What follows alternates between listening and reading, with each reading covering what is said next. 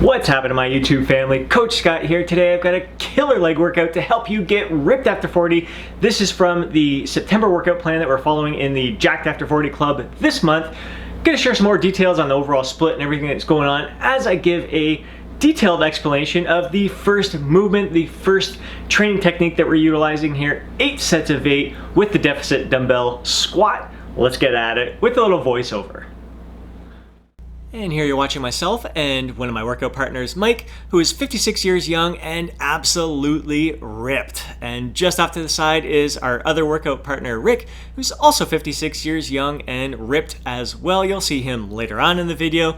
As for myself, I'm 43 years young and I like to think I'm pretty darn ripped too. Now, if you've been watching our workout videos over time, you probably noticed that we tend to begin our training sessions with an exercise or a training technique that allows us to utilize a lighter weight. And there's a few reasons for that. Number one is that it's joint friendly. It's simply easy on our joints. And we believe that our training should enhance all aspects of our lives. And we don't want to be leaving the gym hobbling around like achy and pain or anything, because that's gonna detract from our day. So beginning our workouts with an exercise that utilizes a lighter weight really allows us to kind of, I guess, lubricate those joints, for lack of a better term, and kind of warm them up before hitting kind of the tougher compound movements. So that is number one. Number two is it's just a great freaking pump. It's great to start your workout with a solid pump that is driving nutrient-rich blood to the target muscles.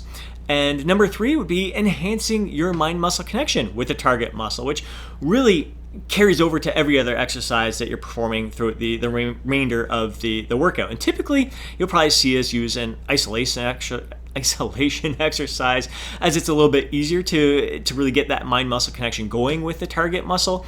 But you can also really get the mind-muscle connection going with the compound movements as well if you're really focused, if you're in tune, present in the moment, and you've got some of the kind of little internal cues that you're telling yourself as you're performing the exercises. For example, with this dumbbell deficit squat here, what I am thinking to myself is not just popping myself upwards with each rep here.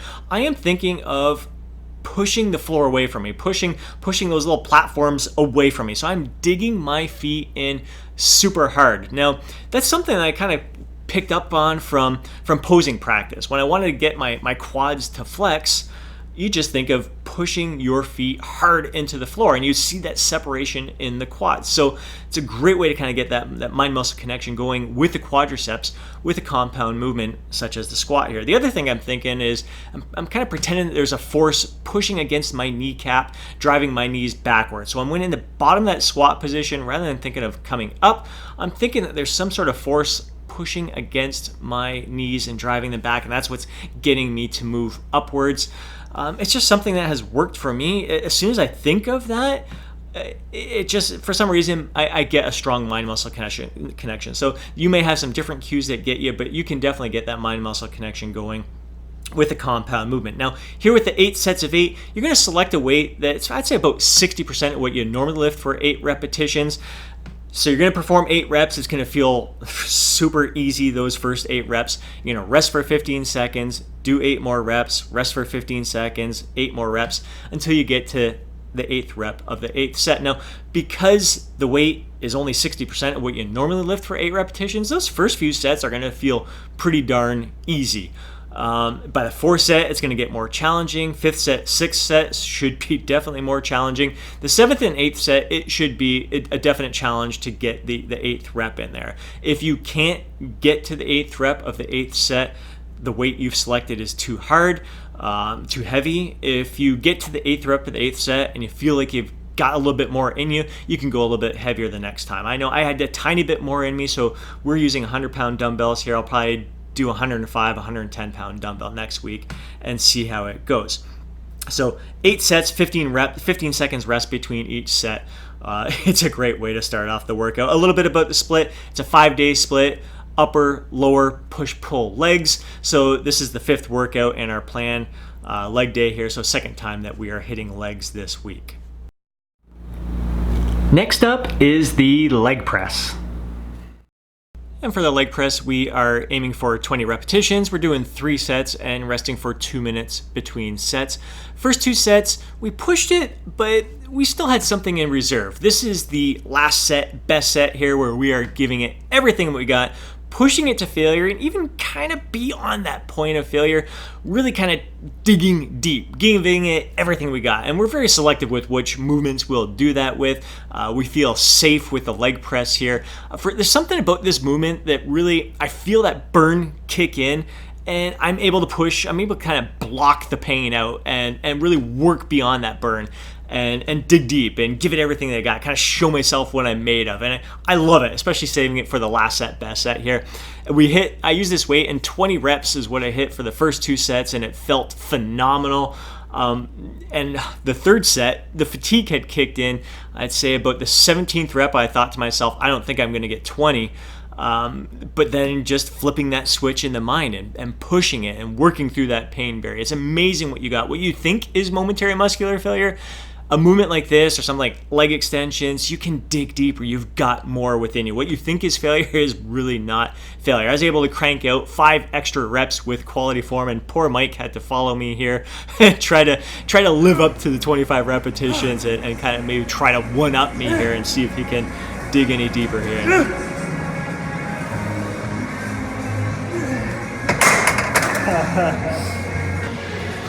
Freaking dying. Oh, ridiculous.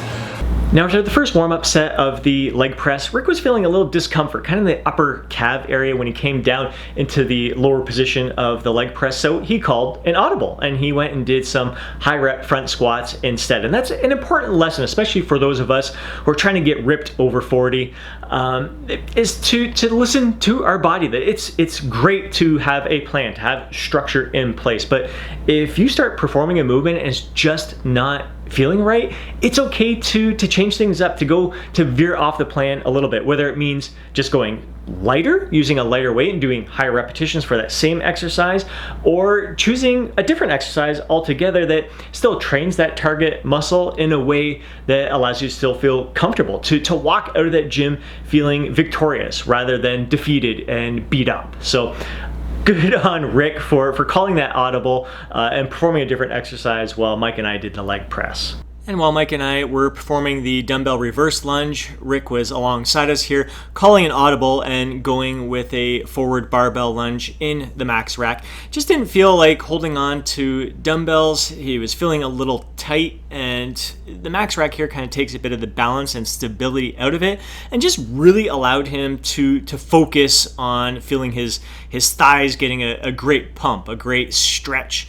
Really focused work here, and that's the main thing, just going with what you're feeling. It's not too often I want to get the impression that we're constantly calling audibles with movements and stuff like that, but this was something. Rick was feeling a little tension earlier on the leg press and feeling a little tightness today, so just going with movements that are still going to have him leaving the gym feeling absolutely 100% victorious. And here I am. So Rick was going a little bit higher repetitions here. The goal was 6 to 8 reps with the dumbbell reverse lunge. So using a pretty challenging weight here. I think I got 70-pound dumbbells in my hand, getting a good range. I'm staying leaned forward here, getting a great stretch in the glutes.